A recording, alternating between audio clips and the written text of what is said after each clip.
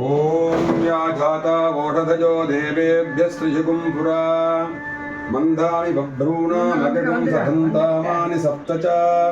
शतं वो अम्बधामानि सहस्रमुतवो मृगः अता शतकृत्वा यूयमिमं मे अकृतं कृता पुष्पावती प्रसूपती फलिनीरपला बुधा अश्वायि वसजिद्वरेर्वीरुतः पारयुष्णवः ओषधीरिधिमातरस्तद्भो देवीरुपब्रुवे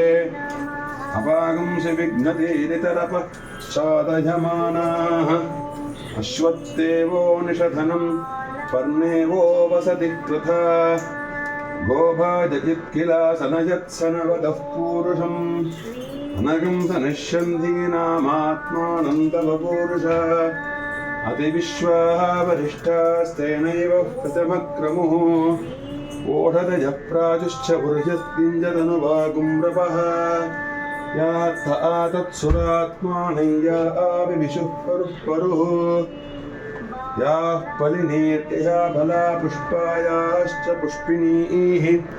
बृहस्पतिः प्रसूधा तानो मुञ्झन्त गुंहसः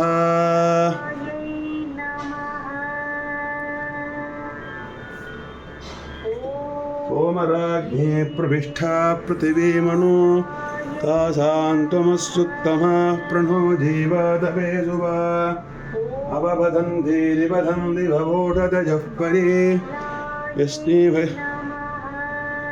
मुसरिष्याधिपूरुषः